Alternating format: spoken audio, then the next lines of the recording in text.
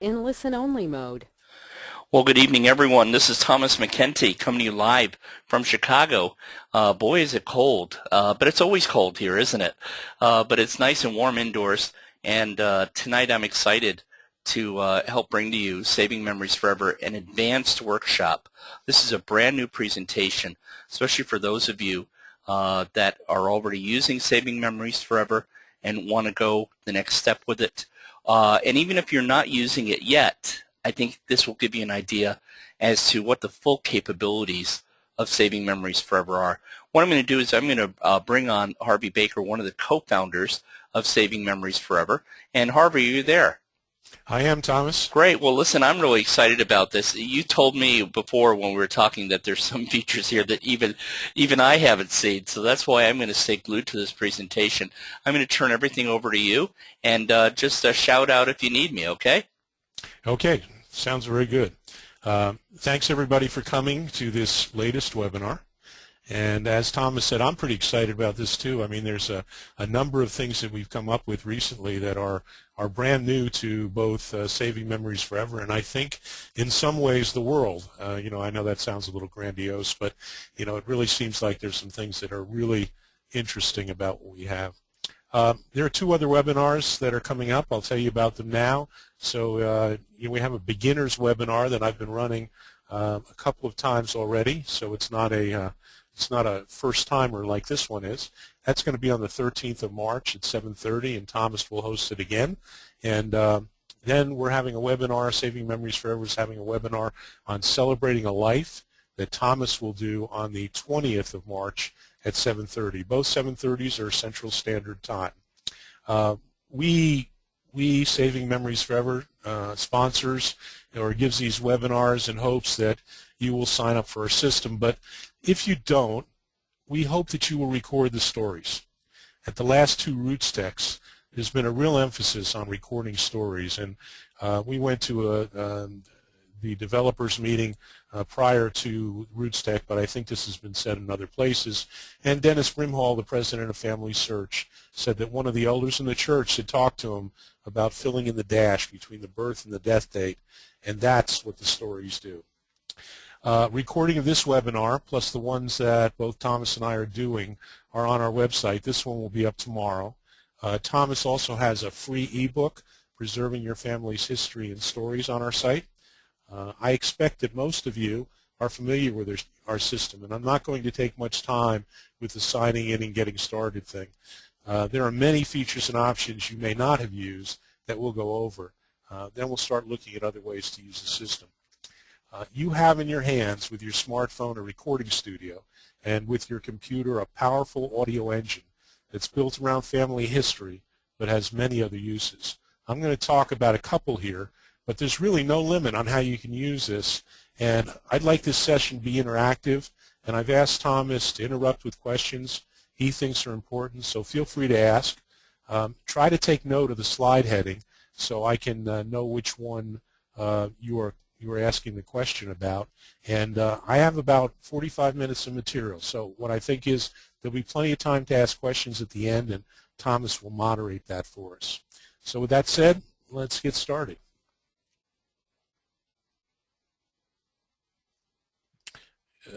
Okay, why isn't it moving? Let's see. Oh, there it goes. Okay. For those of you who went to Roots Tech, I think you know that we were the Developer Challenge winner this year, and we're very proud to have won that, and we won it for a technique that we call virtual relative, and it's a direct outcome of our system and the architecture we have, but it really didn't come into being until we got a couple of questions from people just like you. Questions like, we love the fact we can record stories and share them with our family, and we love the fact that they can record stories and share them with us. But can we collect family stories about a person who's no longer with us? And with that question, the technique for virtual relative was developed. So the way the system traditionally works is this way. So, we are set up to record and share family stories, and the way we do that mainly is a person records their stories and they share them with other members of the family. So we have story keepers who control the stories. and storytellers that tell the stories. So in this case, Grandma is telling the stories to her family. Well, what if Grandma is no longer with us? She has told her stories to her son and daughter-in-law, to the kids, and to a grandson. But where do those stories go? There's no place to store them. So that's where the virtual relative is really so powerful. So we have the virtual relative is someone who's not with us, but the family knows stories about them. And perhaps each person only knows one story. But if there are 20 or 30 people in a family, and we'll go through the technique, I think you'll find it's much more versatile and easy to use than you perhaps had imagined.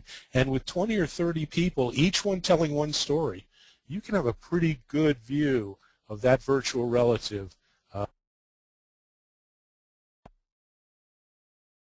from just a few stories. So as we go through the virtual relative, we'll be pointing out other features of the system, but the uses are evolving, and we'd love for you to come up with new ones. So let's get started.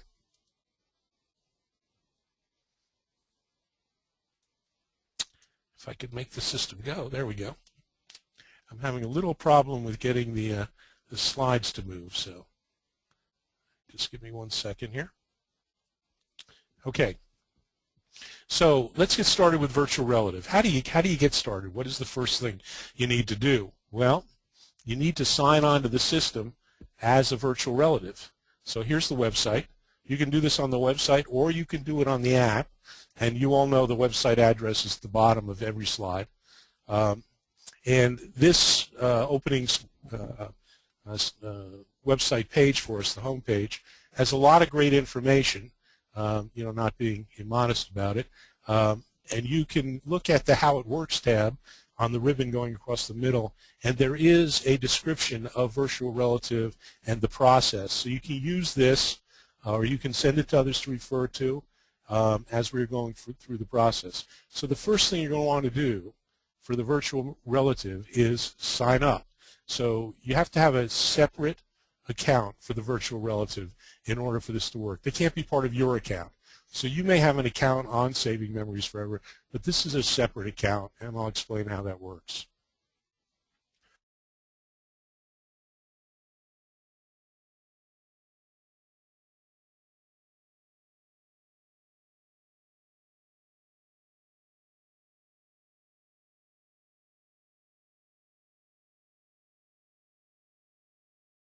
Okay, Harvey, we can't hear you. I don't know if something's happened to your audio.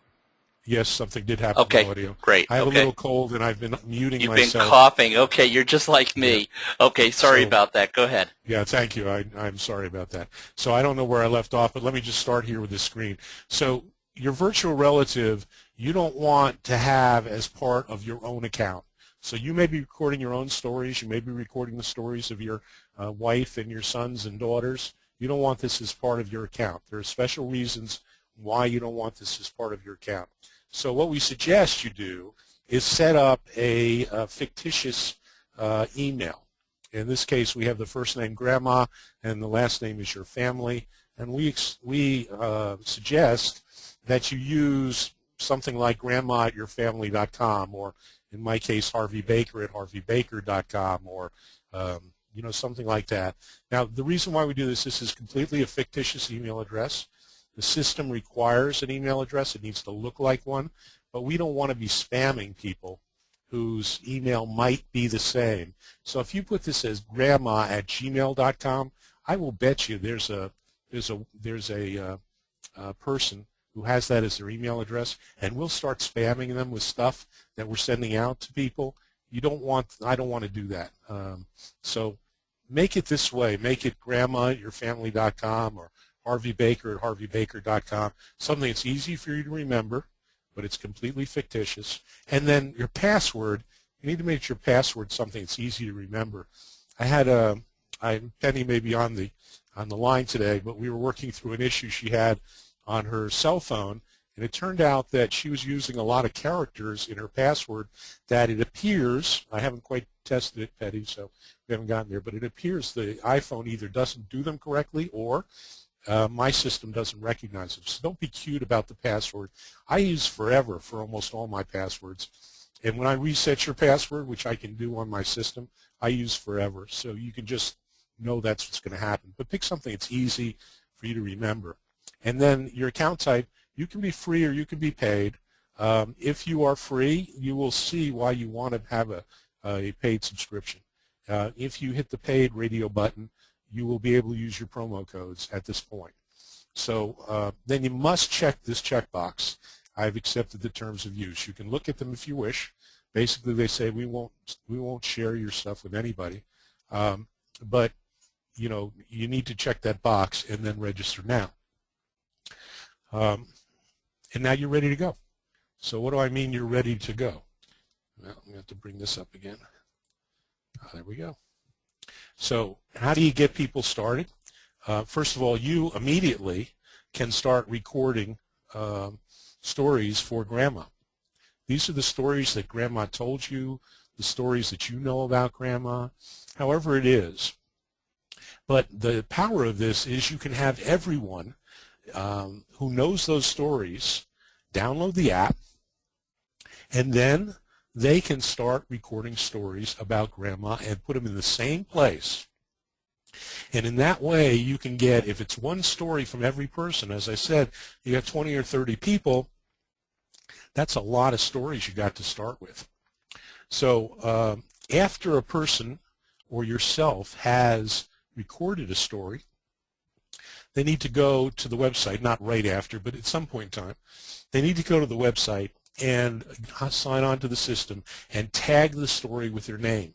And we suggest in this case, for this particular application, that you use your name with no spaces. So it would be Harvey Baker. Now the reason why you do that is when you're searching for these stories, you can find all the stories that I put in for Grandma by searching for Harvey Baker with no space. Now if you put a space in between and there's more people than just me that have Harvey or Baker, you'll get them somewhere in the mix. They won't be at the top, but you'll get them somewhere in the mix. It's a little confusing. So in this case, you put a tag that says Harvey Baker with no space. And then when I put Harvey Baker in, all the stories that I recorded about Grandma will come together. So how do you find the people? Well, you know pretty much who has stories about Grandma. It's obviously the people that are closest to her. We're closest to her. They're the people that spent time with her. In my family, my grandfather stayed with my uncle and his family for a lot of time, and they have a lot of stories about my grandfather that I don't know, but I know they know those, and that would be a great place to start. And then you should ask people to think about who else might have stories. They might know friends or neighbors. In this case, you know, we're not really worried about where you get the stories from, because if there's stories that were told about the person or the person told someone else, you can always use them and record them.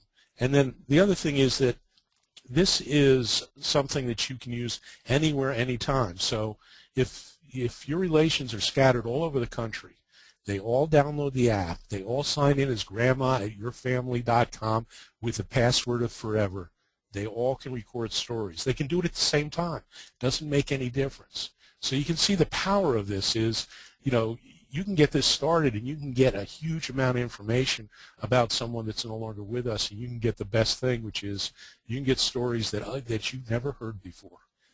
So it's really a nice thing to think about and to do, and it's a way to sort of celebrate the life. I told you that Thomas is doing a presentation on celebrating a life, and he will talk about, you know, as you move through that time where you're looking at the estate, you're looking at all the things there, how to make it easier for you and how to make it sort of a celebratory time. Well, this is a way, you know, you could go and use the system to record the stories about the things that are in the house and bring those things to life and have them there for everybody else. So we'll move on. Very good. I finally got it working. So everybody signs in as grandma@yourfamily.com with a password of forever. You've got Grandma at Your Family, and you have our categories. It works just the way the ordinary iPhone app works. And once again, It can be done anywhere, and everybody can do it at the same time. They are acting as grandma when they're doing it. They should pick on the category when the story took place, but there's a lot of other categories for each one of these. If you don't know quite when the story took place, you guess and put it up there, and that'll be fine, I'm sure. So you pick your question, and as I said, at the bottom of the scroll on the left-hand one, and so let me go through this. I realized this worked before, but this will scroll down, and the last question will always be an other question. And once you decided that, you hit the record button, and you start to record the story about Grandma, or the story that Grandma told you, and then you get this screen, and you hit the upload button. And once you've uploaded it, it uploads directly into saving memories forever. This is just like the regular system works. The only difference is you're all recording against one single account or one single person. Now Harvey, this is Thomas. We have a question from Barb, and here I am coughing again. It is a good question, though. She's saying, can you have actually two different people at a time for virtual relatives, like Grandpa and Grandpa? Should you split them up? Should they be different files? Should you have one file? You should have one file for each person, and I'll go through why that is the case. Okay, good. Okay. Because because you may not want to have the stories of grandmother shared with the same people that grandfather is shared with. Right. But you might not. But if you want to, you can take two separate files and share them with anybody. Oh, very good. I think that's a great question, Barb. Now, here's a point that I think is really important. When we use the iPhone app and we talk about it, and we talk about this Facebook share, we usually tell people it's optional. You don't have to do it. But when you're doing a virtual relative, you should share on Facebook. And your share on Facebook should be something like, I just recorded a story about Grandma. Do you know stories about her? If so, contact us and you can record them. Now, why do I say that? So the first person comes up and they have, let's say, 20 people in the family that they know have stories about Grandma. They record those stories. They post them now on Facebook. Now you're on 20 different Facebook pages with 20 different sets of people, and you're putting out, you just recorded a story about Grandma. So you might get a next-door neighbor. You might get a kid that your grandmother knew when they were 6 or 7 or 8 because they're on somebody else's Facebook page. So this is a way you can gather many more stories very quickly. So we suggest in this case that although it's optional for an individual, that you actually tell people to post that they've done this. Now, understand, just like on the regular system, this does not post the story on Facebook. The story is private. Only those who are invited to listen to it can listen to the story. But what this does is it tells people you're recording the story. Anybody that already has been invited to listen to them can listen to the stories, and you're trying to gather additional information about other people. So, what you can do here is, some stories, and the family knows some stories, but if you can open this up even further, you can get much more richness to this virtual relative. So I think it's really important in this case to actually use Facebook to share. So now, as we look at tagging, so this is something that may or may not have been done before. You may or may not have done it. And I talked about tagging by putting the name of the person who does the story. So when you go to the My Memories page, and this is Grandma's My Memories page, it only has right now the one story recorded. But when you go to that, you can press the arrow, and it will drop down to a box that will allow you to tag. And you can tag it with anything you want, but as we suggested, you put in your name, no space, first name, last name, and then you can tag it. Now, there is one other thing on this, and just so you know, you can see on the left-hand side that the listener is in boldface. A listener is someone who can listen to the stories. The story keeper, which is Grandma in this case, can listen to the stories and manage them. But when you get to the subscription base, you go to the manager part of it, and you go to grandma at your family, you pick manager, then grandma at your family, and then you'll be able to do a whole bunch of other things other than just tag. Harvey, I have another question. So once you, Harvey, sure, sorry, another question, a good one from yes, Penny. She's wondering, can multiple people be logged in as grandma at the same time, or is that just yes, only one? no, as many as you want can log in. We haven't had any issues with doing that. Oh, very Some good. of the things Okay, I've found out that very you good. wouldn't think of naturally. Thank you, Penny. I appreciate it. Yeah, okay, good, Um, thanks. so so you tag using this. Now you'll see here on this my memory screen, and it's different than Grandma's my memory screen. I have the manager highlighted, and then I picked Roger Hawkins, and that allows me to get this drop-down box that, if you can read it, says add tags, manage associated files, transcription file, and that one says delete story. So you can do all of that, but it's part of the premium subscription. So manage associated files is the interesting thing. Everybody can tag, but you can only search for tags if you have a premium subscription. So grandma will have a premium subscription, so you can do that. Um, and this is the place that when we're dealing with celebrating a life, and Thomas is talking about some of the things that you find in the house or in the estate that you probably know stories about. This would be a great time to take a picture of them and upload the picture and tell the story. To perhaps if you have a text file, to upload the text file. Once again, tell a picture about the text file. So this is just a great way to celebrate the life of the person who's not here by memorializing those things that they found were interesting to them. I've used this a couple of times in a couple of different ways, because we have a subscriber who told us, about how grandma drove the car through the garage when her father, the great-grandfather, was teaching her how to drive, and how great it would be to have the story with that picture. And maybe you don't have that picture. Maybe that's a picture that somebody, your next door neighbor, took, and you've been able to contact them because you got on Facebook with them, and now you have that picture, you have the story. And how about getting the recipe that that your grandmother used to make?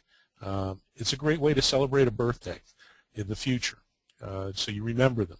Or just remember them by making the favorite recipe and sharing it with your family. And of course, the story needs to be about how grandma never made it the way the recipe was, and how the recipe she had, she never really used. But she gave it to everybody, so you all had it, but it never was there. This is a recipe that we have in our family that came out of a paper many years ago.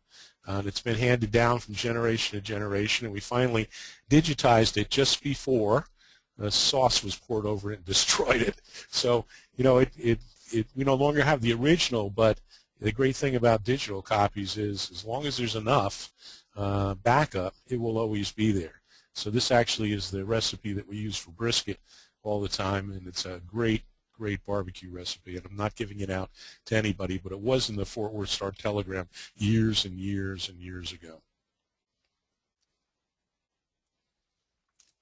So this is how you add pictures and text files. Remember, I talked about the fact that this says manage associated files right here. When you click on this, you get this drop-down menu, and the drop-down menu allows you to browse your hard drive for pictures or text files.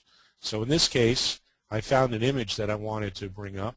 I was able to name it Chinese Pictures, because you can name it different than what the actual file is. Obviously, IMG, I think it's 0283.jpg is not very descriptive, so I just put Chinese Picture in here. And then you hit save, and that picture is saved against that story. So there is a limit on this. You can see up here it says 4 megabytes. So 4 megabytes is a very high resolution photo, not ultra high, but really quite big. I have a 10 megapixel camera, and my images are around 3 or 3.2 megabytes. So if you have a 12, probably 4 megabytes will make it. I'm not sure if you got more than that. Certainly you've got that Nokia camera with a I think it's 50 megapixels or something like that. That may not fit, but you know, you may have to do something about that. But anyway, so far this is how you add an associated file, and this is the same way you add it to a regular account.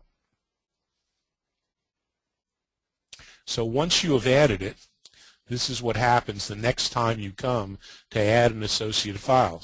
It tells you there is a Chinese picture that's part of this, and all of your files will be listed under this. So these are the files that are currently attached to the story. You can delete them, you can rename them, so if you don't like the names, and then you can add more. So this is where you get text files, TXTs, Word files are fine. Almost any text file will work, or any PDF will work. And JPGs are mainly the pictures that we use, but we'll also take BMPs and other picture files.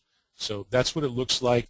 So you've added this Chinese picture file to that particular story, and now you can add as many of them as you want. Well, I say that you're limited to 20 files to a story. So that means you have sort of unlimited amounts to put against all stories, but each story you can only put 20 files. There is one other file that is a transcription file that you can use also, and it is a separate file, so that could be the 21st text file. And then this is what the system looks like. So when you click on that Chinese file, Chinese picture, you'll get this picture. I sort of like roof lines.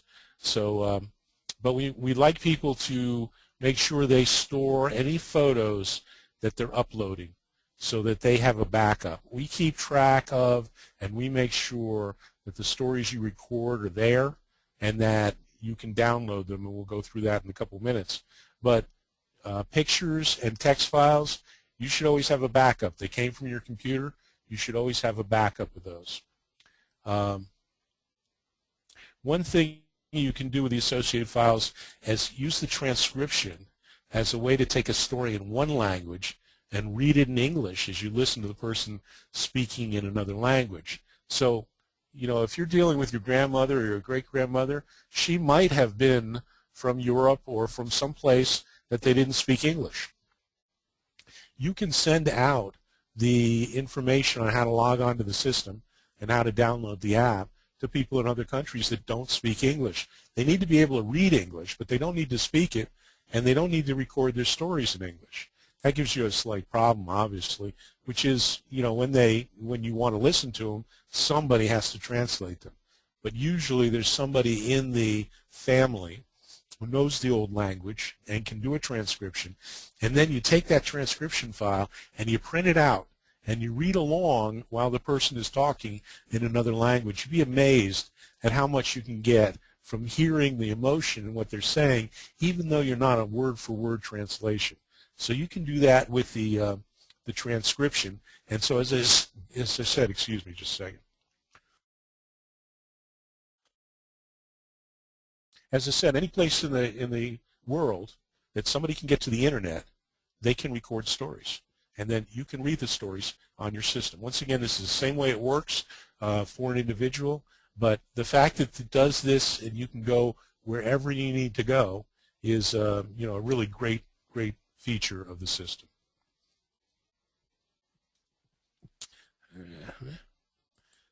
Oops. Okay. So now we're going to go on to sharing the stories. So what do you do with them? And this goes back to Penny's question about, no, it wasn't Penny's, it was Barb's question about, you know, should you have one or two people or more on your system? You obviously can share stories from each storyteller that's on the system. But what we suggest is that each person who records a story against Grandma go into the system and share those stories with themselves at their own email address. Then, when a new story is recorded, they will get a notification, perhaps via Facebook, but they'll be able to listen to all the new stories that are recorded. And so this is just a great way that you can hear everybody else's stories as you're recording your own. So if you don't have an account, um, you will get an email that will come out of the system, and it'll be an email to yourself, so hopefully if it goes in your spam file, you'll be able to find it. Respond to the email with, you need to set up a name and a email address and a password. Sign up for free. You don't need to be a paid subscriber just to listen to these stories. So you may Harvey, yeah, find that once yeah, you've done that, you want to actually go go ahead. ahead. No, go ahead. Why don't you Go ahead, finish? Thomas. Yeah. I'm Okay. sorry, I didn't mean to interrupt, but along that line, you bring up a good point in terms of you have a free account just to listen. And Penny has another good question. She's wondering, what are the advantages of having the premium rather than the free account? Is the virtual relative setup only available to premium users? It'd be nice to maybe delineate that. I don't know if you're going to show that slide towards the end as to what you get with a free account versus premium. Well, let me spend some time on it right now so Sure, that you sure. understand. Yeah. Some of the things that I've talked about are only available to the premium account. Okay. So to start with, in the premium account, in the free account, you can only share with 10 other people. Okay. So if you wanted to share with your whole family and it was 30 people, you couldn't do that in a free account. Right. A free account, you cannot attach pictures and text files to the stories. So that's when you're going through the fact that your next door neighbor 25 years ago or 40 years ago has a picture of your grandma driving this car through the garage, you won't be able to get that if you don't have the premium account so that they can put it on there. So you can't search for tags on the free account. So when you put your name in, Harvey Baker, no space, you can't search for that on the free account. You can only search for it on the premium account. Now, all of what I'm saying is only for grandma at yourfamily.com.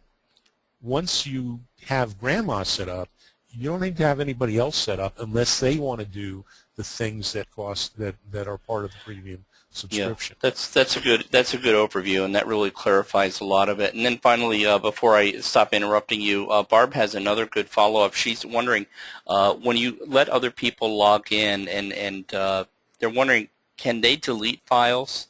I mean, how does that work? How do you protect against someone going in and deleting a story? Well, I was going to tell you, first of all, as we work through this, you'll see that at the end I tell you to change the password. Okay, good. Okay. But you're only going to give this to people who you believe are reasonable and are doing good things for you. Right.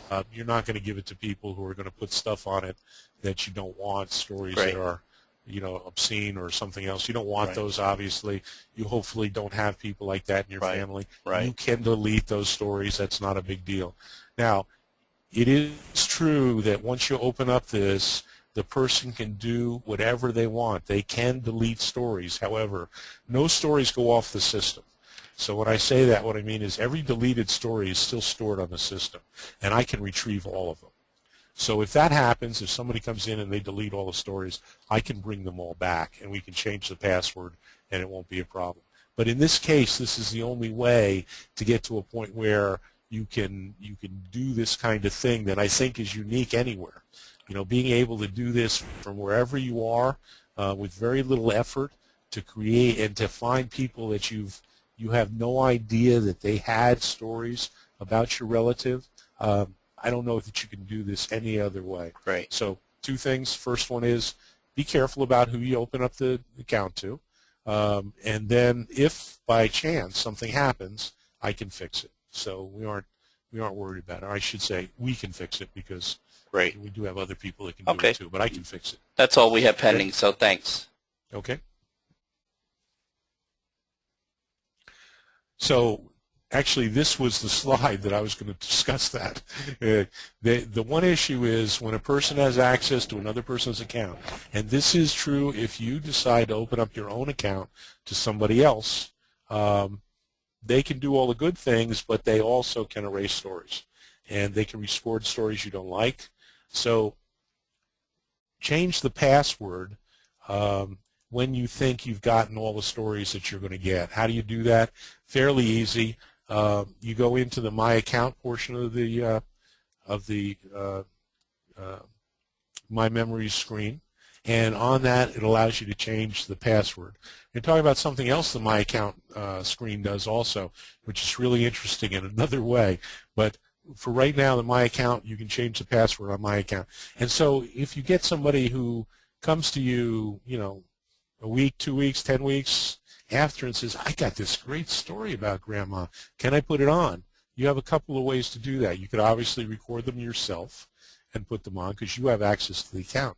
Or you could give them access to the account and change the password again when they're done. Or you could ask them to send you an MP3 file and upload it directly, which we'll talk about in just a second.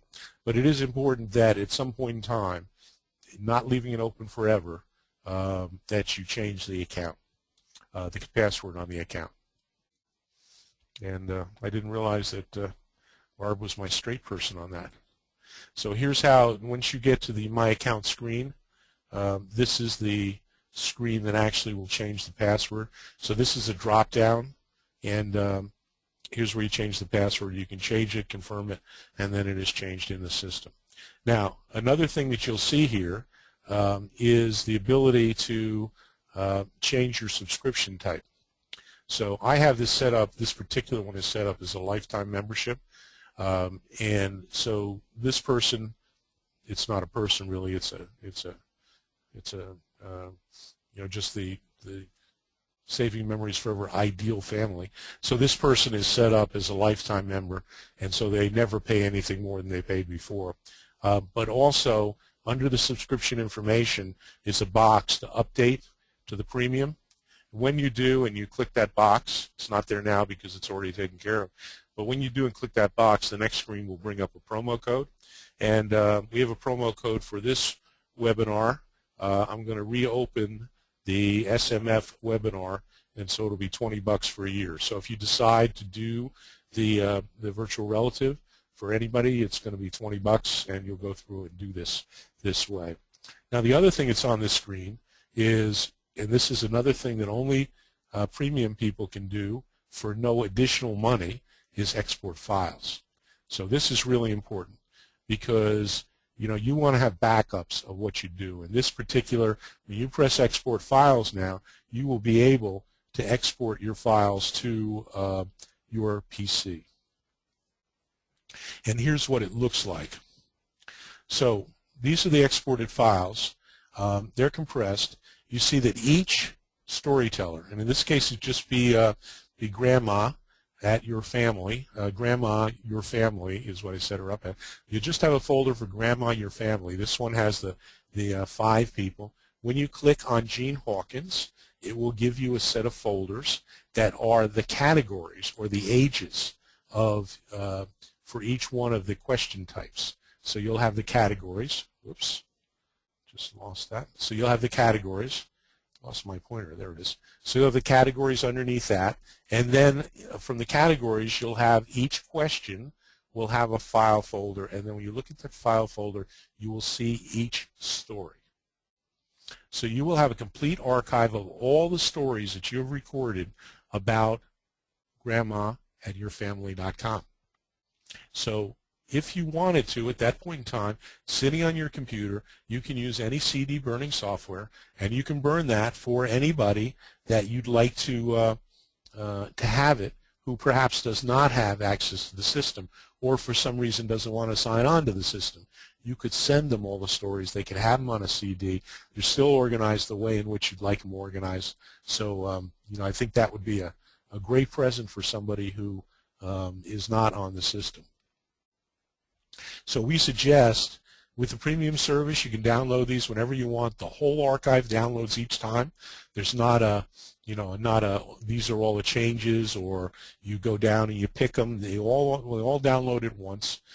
So we suggest you keep the most recent download that you've just done and one previous, just in case, now you've got 2 comparisons and you can see what's going on. So the export file is really important, and we'll go through something else that'll make it even more important that's not part of virtual relative. So here's a recap.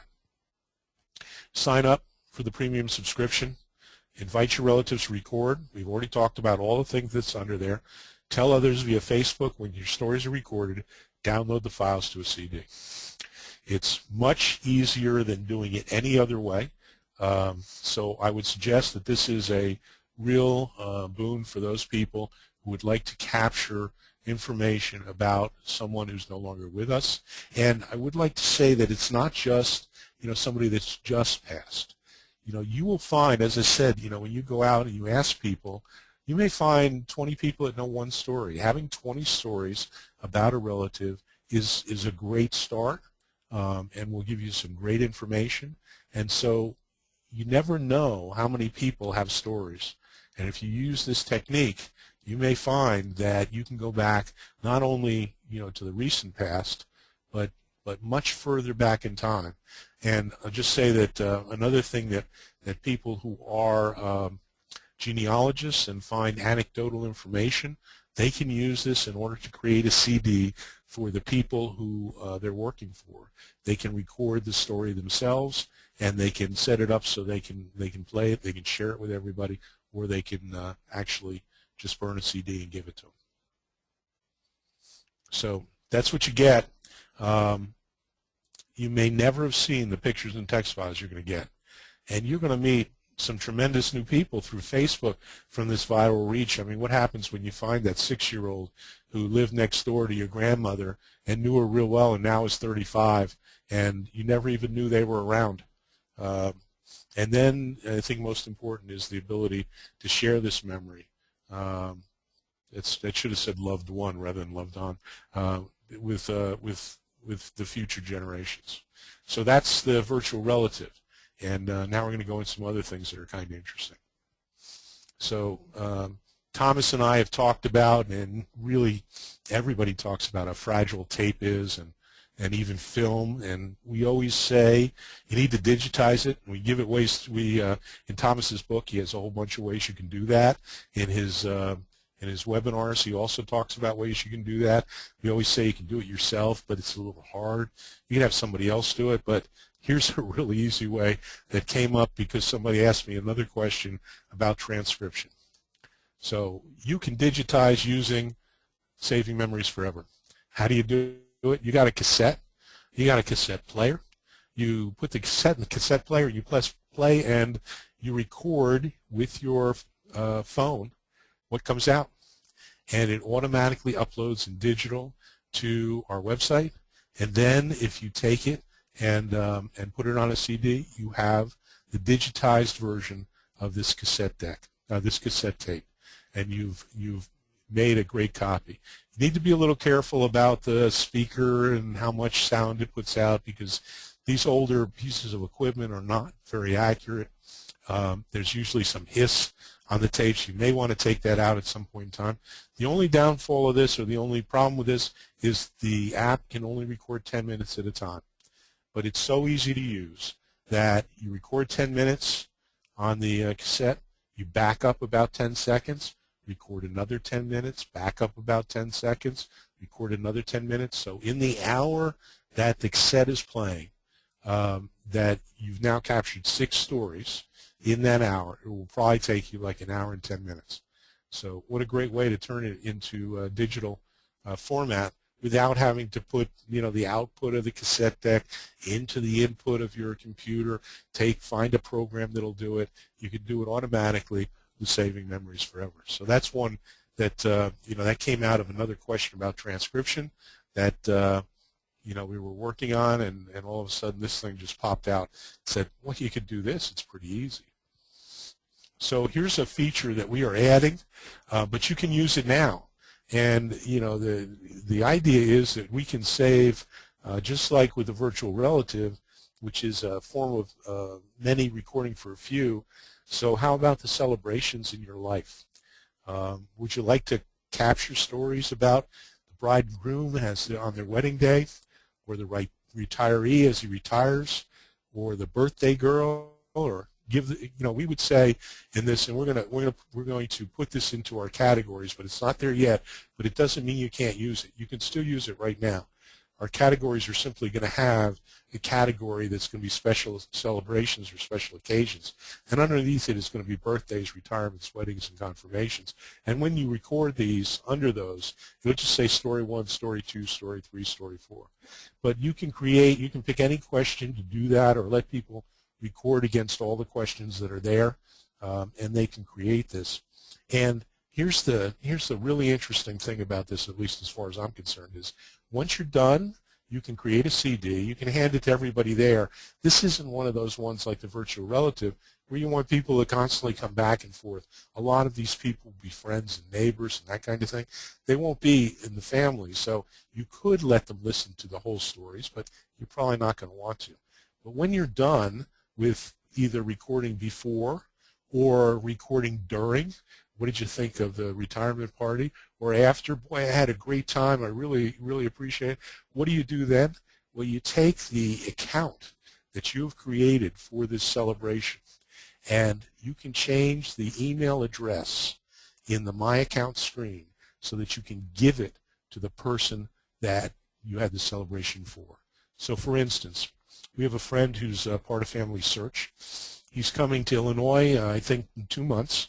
His parents are having their 50th wedding anniversary, and he wanted to use this. This really is the way it came about for us. He said, can I do this? And we said, yeah, you can. So what he's going to do is he's going to record all these stories, and then he's going to hand out to everybody that's there all the stories about his parents over the 50 years, from his brothers and sisters and aunts and uncles and anybody else that knows them. And then what he doesn't know is he then can go to them and say, here is the account. It has all of these stories already in it.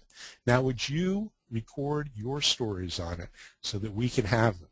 Of course, he would already have set up so that that account, it's already shared with him, so he would hear all those stories. And what a great way, you know, when they go and visit the parents, or now the grandparents of the kids can sit down and talk to the grandparents and record more stories and make a lasting memory. We call this, and I think it's really true, it's the gift of a lifetime. You know, one is you're recording the celebration, and the other is you're asking the people who are being honored for their 50th wedding anniversary to record their stories so that you'll always have them. So the gift of a lifetime is what we'll end up calling this in our advertisements. So this looks just like the virtual relative. Same thing, fake email, don't be cute on the password. Now you're going to have friends and families download the app, have each one record stories, and then you can burn a CD, give it to all the attendees, then give the subscription to the honoree. What a great gift. So here's another thing we're going to be adding. Diaries have, you know, become passé. And there are many people that still do them, but a lot of people who used to do them no longer do. But you know, you can use the system right now to be an audio diary. You don't need to do anything except establish an account and start recording. You don't have to share it with anybody. It doesn't have to be a premium subscription. It can be free. Diaries are normally private, so this would be a private diary that you don't share with anybody. And the nice thing about it is the system is already set up. So once again, you choose a non-existent email and then a password, and then if you want to share it with people, you would do that. But we've just reborn the audio diary, reborn the diary into an audio diary. So what happens when you have an audio diary? What happens when you have a regular diary? You write across the top what the date is and start recording. And our system is set up to do exactly that. You can see this right here. All the stories that will be recorded are in date sequence. So each one of these stories will show up this way, or if you're recording them under one category and you go to the manager screen, they will line up in date sequence under that category. So you can either pick a particular category you want to record against, or you can simply record against one category, like one of the other categories, and create an audio diary. So we've been talking about the ability to upload files directly from your phone, and that's great. But you can also upload longer stories. Now, the way you do this is you have this add a story here, and so if you have an MP3 file on your system, you can upload that directly using add a story. It comes up with exactly the same questions that are there on your phone. You pick your category, you pick your question, you browse for the particular story. This one is favorite joke. You press save, and it's just like you had done it on your phone. The only difference is you can go up to 25 megabytes of file size for this. And usually at normal compression rates, that's about an hour. So you can record much longer stories and send them up. I had recently a person who was recording a half an hour phone conversation, and you know, the phone app stops after 10 minutes. So that's a problem. You either have to stop in the middle and essentially reload, which doesn't take very long, or you can simply record it using what we'll get to next, and have it just upload the story. So, you know, however big it is. Okay. So other ways you can do this. Now, you know, I've been touting the fact that you can do this on your smartphone, and I would say to you that's the easiest way to do it. But without a smartphone, if somebody doesn't have a smartphone, you can use Skype. Skype can call landlines and cell phones, and if you download this at the bottom, the MP3 Skype recorder, it's an automatic add-on to Skype, and when you turn it on, it records the entire story and puts it in an MP3 file. And so if you have relatives who are technophobes, or you have relatives who don't have a smartphone, the first thing to do is, you don't have a smartphone, well, let me send out the information to one of your children and have them record you. But assuming you can't do that, then you can record anywhere, any place in the world, using the Skype, the MP3 Skype recorder, and upload it directly to the system. Now, here's a feature that's out there that you may not know about, but you can use the phone app offline. You don't have to be hooked to the internet to run the app. Now, when I say that, you have to have signed on to the system someplace where there is an internet service at some point in time. And you need not to have closed the application so that the information that you signed on is gone. But assuming you've done that, if you hit Get Started and you don't have an internet connection, this second screen that says please retry or hit cancel to use the offline mode comes up. If you hit cancel, then you get the offline, you record a story just like you do ordinarily, but you're in the offline mode. And so now you decide you want to save it or delete it. You can listen to it, obviously, or re-record it, but you want to save it or delete it. If you save it, it stays on your phone until you get to an internet connection, and then when you sign on to the app again, it will upload those stories. So there are a couple of reasons why this would happen. You know, even though Verizon says they're all over the country and AT&T says we've got more people than anybody else, there are places where there is no internet service on your phone. And so for those places, you can do this and you don't have to worry about recording, and it will upload automatically when you get there. There are other times where your internet service is unstable. And when it's unstable, it doesn't make much difference until you try to upload. So if you see the bars going up and down, or you have the little antenna and it seems to be going up and down, and the bars keep moving, that means your service is a little unstable. You might want to put it in airplane mode and record this way. And then when you get to a stable internet source, then it will upload your stories. So you can record offline. Now, the last one I want to talk about is the Pass the Phone. So this is a game for reunions, but it is essentially the same thing as we were doing with a virtual relative. So instead of having a person in the middle of this that we are recording for, we have a family get-together, a reunion, whatever it is. And the way this works is people sit down at the table with one smartphone, they pick a question, they first give their name, and then answer the question. So where and when were you born? first person. Harvey Baker, I was born on March 17th, 1951 in um, Long Island. And then give the answer to the rest of the question, which is, more than just that. And then upload that, pass it to the next person. Upload that, pass it to the next person.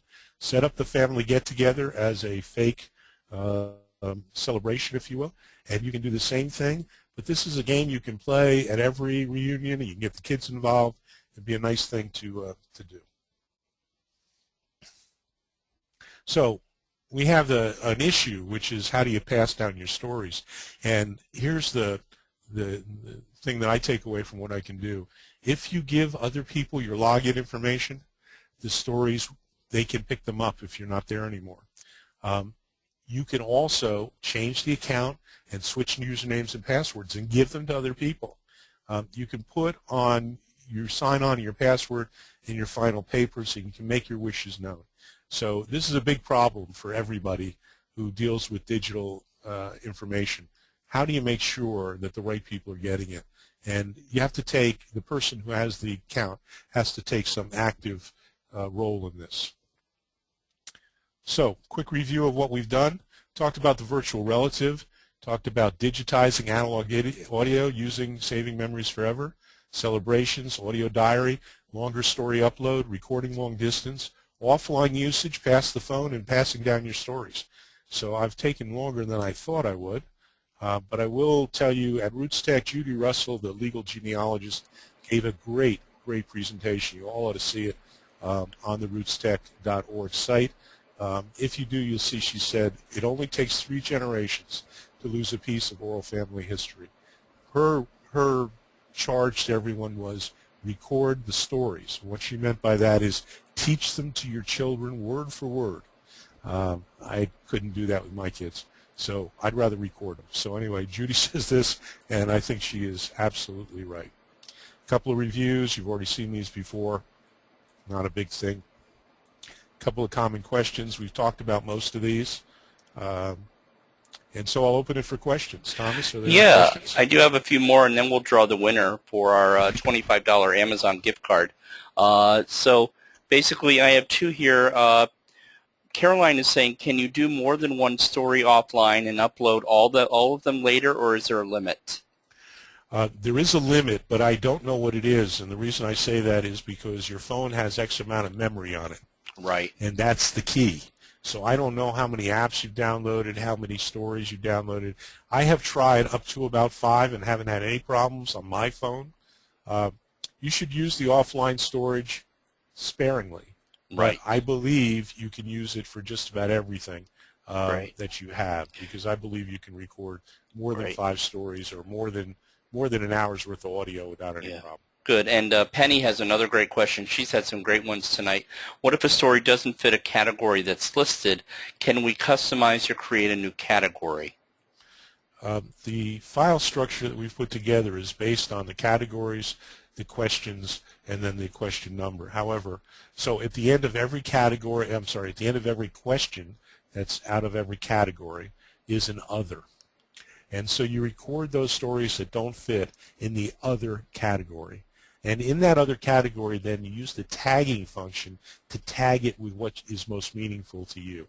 So if you have a vacation or a set of vacations that are really a memory that you want to keep as a whole as vacations, then you can go to any one of the ages, record a story about the vacation under other memories, and then tag it with vacations. When you go up to search for it and put vacations in the tag, all the stories that are vacations will show up. Wherever they were recorded, no matter what category, no matter what question, you'll get them together. So it allows you to create an alternate file structure, and that's what it's there for. That's to good. go one step further Sure. is to tell you that one of the most important things is the organizational structure of what we have, because it's not only for you, it's for everybody else that comes after you who wants to hear a particular story about a particular time and a particular question. This is a file cabinet. that has file folders in it and the file folders within the file folders. You can go across those file folders with tags, but we want everybody to be able to find these easily, and it's very difficult, even on your computer now, no matter how organized you are, to make sure you know where everything is. And this makes sure you know where everything Right. is. And let's close out with one last question about backups. How exactly are your backups done? I know that you and Jane don't sit there and do the backups there in St. Louis. It's through the hosting service. But do you have a rough idea of how they do them? Are things backed up automatically? Is it once a night? I mean, that's a concern. Okay, we are with one of the largest hosting facilities in the country. They are not a consumer hosting company. They're a business hosting company. They're LRS out of Springfield, Illinois. They back up every day, a complete backup of all their systems. They have the latest of all the virus protections and all of the firewalls and everything else, and they're able to recreate from their cloud. If things don't go right, they're able to recreate from the cloud. But we would urge people to download their stories. Right. The best way to make sure you're going to have them is to download them. With the premium service, you can download them every day if you want. Exactly. Well, good. Well, listen, we've picked a winner here, and we used our magic algorithm and lucky number tonight, and the winner is Megan Heil, H-E-Y-L. Congratulations, Megan. You've won a $25 Amazon gift card. Jane and Harvey will be in touch with you via email, and so I'm going to post that to the chat. And Harvey, this is great. I learned quite a few things, and I've been using Saving Memories forever for a while. So that's about it. Do you want to wrap it up? No, yes, I will. I'm sorry, I said no. My charge to you is the same one Judy Russell gives to everybody. If you don't use your system, if you do, just record your stories. Great. All right. Well, listen, everyone, have a great night. And family reunion season is really closer than we realize. I've just been thinking about my own in August, Harvey, and I think this Pass the Phone is really going to be a lot of fun, and I'm looking forward to using Saving Memories Forever over the summer as I get ready for this August reunion. All right. Have a good night, everyone, and we'll talk to you soon. Bye-bye.